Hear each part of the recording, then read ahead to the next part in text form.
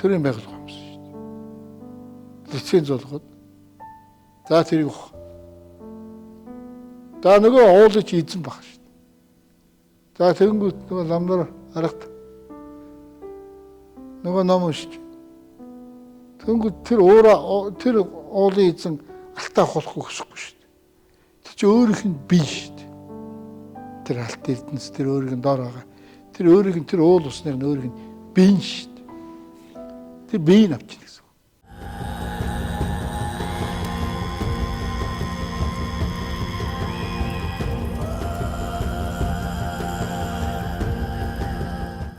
Шашин ашиглаж тийм үйл хийж байна. Энэ бол одоо ингээд жинхэнэ нөгөө там руу явах үйл хийж байна гэсэн.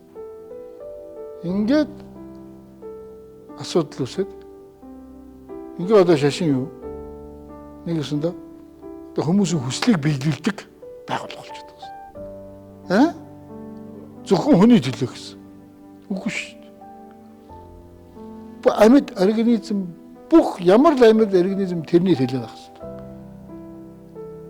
Ганцхан тэр хүн буруу юм хийсэн бол яг уул усыг хамгаалах хэрэгтэй.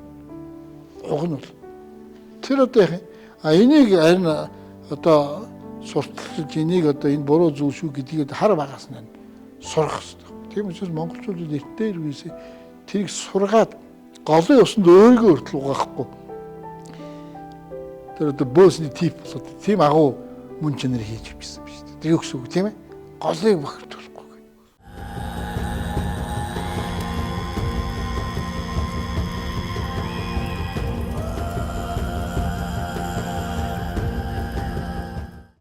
За тэгээ уул усан дээр гарахгүй гэх тэр эн чи юу вэ? Гүн чи шашны үйл биш тий бүр эртнээсээ өвгдээдсэн одоо тэр өвгдээдтэй холбогдоод байгаа хүмүүс чинь энэ жин шүү дээ. Яг энэ зүйлийг л болохгүй шүү гэдгийг тэр дээрээс нь хэлж өгдөг. Тэгэхээр аав ээж бүтээсэн тэр өвгдээд чинь бол яг тэр уул ус хангаад хэлхийг нөө шүү. Болохгүй шүү. Энэ ч л одоо хамгийн буруу зүйл шүү гэдэг. Энийг хайрлж хамгаалж авч байгаа.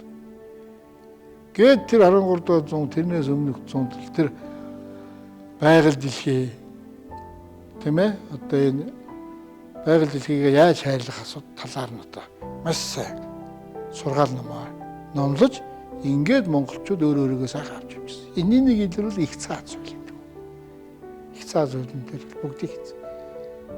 Тийм учраас бүр эртнээс энийгээ мэддгээс артсан учраас харин шашин орж ирээд одоо энийг бүр дээр новоо босгоод одоо тэгээд тэн дээр нь зан үйл хийгээд одоо ингээд дандаа буруу үйл хийж штеп.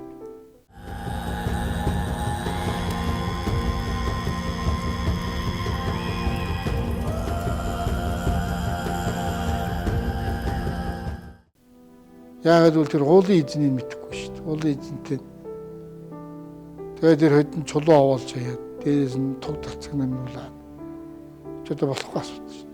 Уг нь бол тэр уулын эзэнд харин тэр гэрэл гэгийг өгөх хэрэгтэй. ертөнцийг гэрэлтүүд нэгтгэж гэрэл гэгээд тэнд өгж тэр нь туслаж тэрийг боомсон ямар юм нөхдүүд вэ тэрийг авч хайж ингээд тэр уул усны чөлөөлж өгж явчих хэрэгтэй. За тэгээд тэр уул уснаас нь дээр нь гарч болохгүй.